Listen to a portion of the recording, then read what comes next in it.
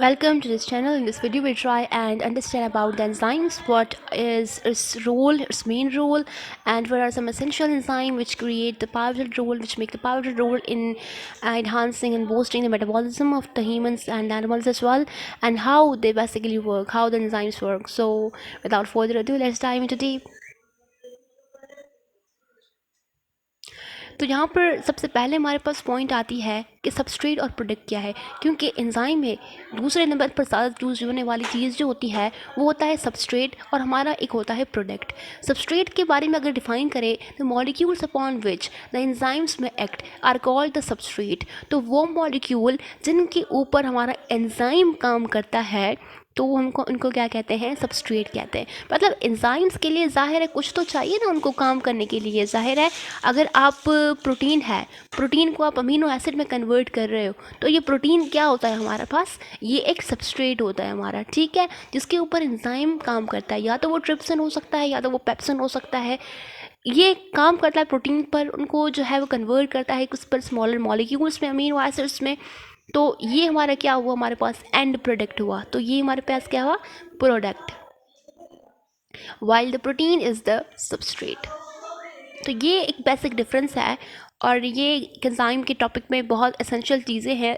और अगर हम प्रोडक्ट को डिफाइन करें तो enzyme convert the substrate into different molecules which are known as the product, right. तो जो प्रोडक्ट बाद में बनती है सबस्ट्रेट के साथ, जब एंजाइम मिल जाता है और फिर जो प्रोडक्ट बनती है तो उसको मतलब जो मॉलिक्यूल्स बनते हैं उसको हम प्रोडक्ट कहते हैं with the help of the enzyme. तो यहाँ पर एक पिक्चर डिपिक्शन बहुत जो है सेल्फ एक्सप्लेनेटरी है। यहाँ पे आप देखोगे कि एंजाइम है जिसके ऊपर एक एक्टिव साइट्स है। एक्टिव साइट के बारे में हम पढ़ेंगे कि ये एक्टिव साइट्स क्या होती हैं। तो इसके ऊपर जब सबस्ट्रेट लगता है तो जब ये इनका कॉम्प्लेक्स बन जाता है, ठीक है, एंजाइम और सबस्ट्रेट कॉम्प्लेक्स बनता है और हमारे पास यहाँ पर है वी गो, प्रोडक्ट हमारे पास आ जाती है इस तरीके से, ठीक है। तो यहाँ पर कुछ बहुत इंपॉर्टेंट एंजाइम्स दिए हुए हैं जो कि बॉडी में बहुत इजीली अवेलेबल होते हैं। जैसे कि पेप्सिन है जो कि पेप्टाइड बोन्स पर जो है वो हमला करता है। पेप्टाइड बोन्स जैसे कि अमीनो एसिड हम पढ़ रहे थे, अमीनो एसिड जब बनते हैं आपस में, अमीनो एसिड जब कंबाइन होते हैं तो उनके बीच में जो बॉन्ड बनता है वो पेप्टाइड बॉन्ड होता है, राइट। और चूँकि एंजाइम के बारे में आप फर्दर वीडियोस में पढ़ोगे कि ये पीएच डिपेंडेंट होते हैं, पीएच डिपेंडेंट और टेम्परेचर डिपेंडेंट। ये बहुत थोड़े से सेंसिटिव तरीके से होते हैं, मतलब टेम्परेचर सेंसिटिव होते हैं, पीएच भी सेंसिटिव होते हैं। तो पेप्सिन का ऑप्टिमम पीएच लेवल क्या है, 1.5 to 2, राइट। लोकेशन क्या है इनकी, कहाँ से रिलीज़ होते हैं, ये स्टमक से रिलीज़ होते हैं, ठीक है। सक्रेज के बारे में पढ़ते हैं तो ये सक्रोज पर, सक्रोज अब क्या है, ग्लूकोज और फ्रक्टोज का जो मॉलिक्यूल बनता है, दो मोनोसेक्राइड्स आपस में मिलते हैं तो डाइसेक्राइड्स बनते हैं। तो सक्रोज क्या है, डाइसेक्राइड है। इसका ऑप्टिमम टेम्परेचर क्या है हमारे पास, 6.2 है। स्मॉल इंटेस्टाइन से रिलीज़ होता है हमारे। अमाइलेज है पॉलीसेक्राइड पर जो है, माइलोज जो है कार्बोहाइड्रेट उस पर एक्ट करता है। इसकी भी एक पर्टिकुलर पीएच 6.5 to 7। ये किस पर एक्ट करता है, कहाँ से मतलब रिलीज़ होता है, पेनक्रियाज से। यूरिएज हमें पता है, यूरिया हमारे साइकिल होती है जिसको ऑर्निथाइन साइकिल कहते हैं। इसके ज़रिए यूरिया फॉर्मेशन होती है लिवर में, तो वहाँ पर एक एंजाइम भी रिलीज़ होता है यूरिएज जो कि इसकी फॉर्मेशन में हेल्प करता है। इसका ऑप्टिमम टेम्परेचर क्या है, 7, ठीक है। ट्रिप्सिन हमारे पास पेप्टाइड बॉन्ड्स पर एक्ट करता है। इसकी ऑप्टिमम पीएच इतनी है 7.7 to 8। और इसका लोकेशन कहाँ से रिलीज़ होता है, स्मॉल इंटेस्टाइन से रिलीज़ होता है। उसके अलावा लाइपेज एक दूसरा एंजाइम है जो कि लिपिड्स पर एक्ट करता है, राइट। लाइपेज ए जिसकी ऑप्टिमम जो है वो पीएच है और ये पेनक्रियाज से रिलीज़ होता है, राइट। और अगर हम अमाइलोज के बारे में थोड़ा सा डिस्कशन करते हैं, क्योंकि ये थोड़ा सा अमाइलोज बहुत ज़्यादा मतलब एक इम्पॉर्टेंट एंजाइम की हैसियत रखता है। तो अगर हम इसको देखें तो an amylase is an enzyme that catalyses the hydrolysis of starch. Right. मैंने आपको पहले बताया कि पॉलीसेकेराइड, तो पॉलीसेकेराइड में यहाँ पर हमारे पास क्या है, स्टार्च है, जो कि पॉलीसेकेराइड है। और ये स्टार्च क्या है, रिजर्वायर ऑफ फूड है प्लांट्स के अंदर, जैसे कि एनिमल्स के अंदर ग्लाइकोजन रिजर्वायर ऑफ फूड होता है, इसी तरीके से स्टार्च यहाँ पर वही काम करता है। ग्लूकोज जब ज़्यादा हो जाता है तो प्लांट्स क्या करते हैं, उसको स्टोर करते हैं स्टार्च की फॉर्म में, राइट।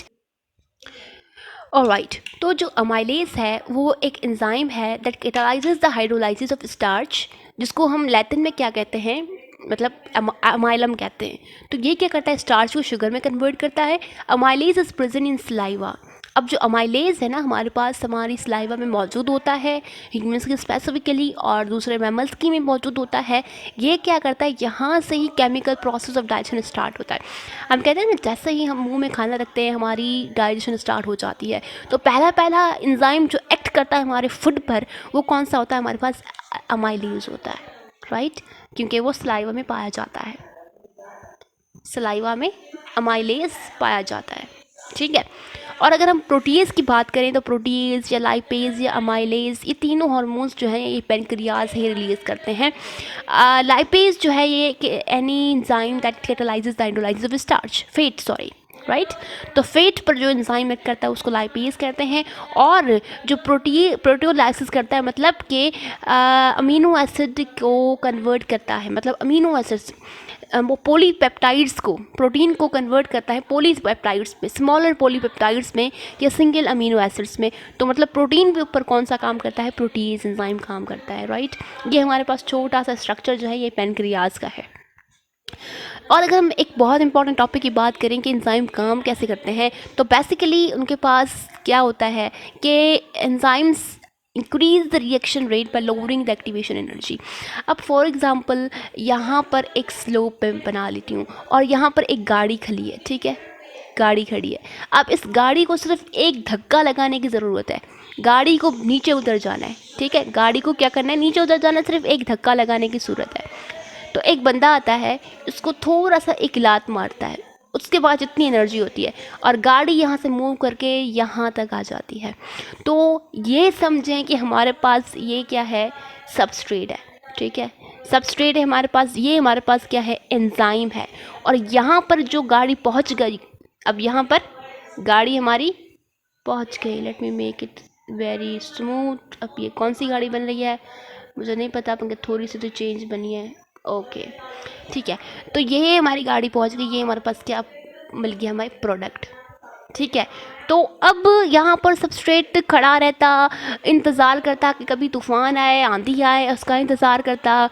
अब यहाँ पर वो काम किसने किया, एंजाइम ने किया। अब उस इंतज़ार को ख़त्म किया और उसने एक थोड़ा सा क्या किया, उसको धक्का मारा और जो है वो स्लोप से गिरा और हमारे पास जो है वो गाड़ी नीचे पहुंच गई। इसी तरीके से हमारी बॉडी के अंदर भी एंजाइम्स क्या करते हैं कि एनर्जी जो चाहिए स्टार्ट करने के लिए एंजाइम को, एंजाइम सबस्ट्रेट कॉम्प्लेक्स को स्टार्ट करने के लिए जो एनर्जी चाहिए ना उसको कम कर देते हैं, सिंपल सा, ठीक है।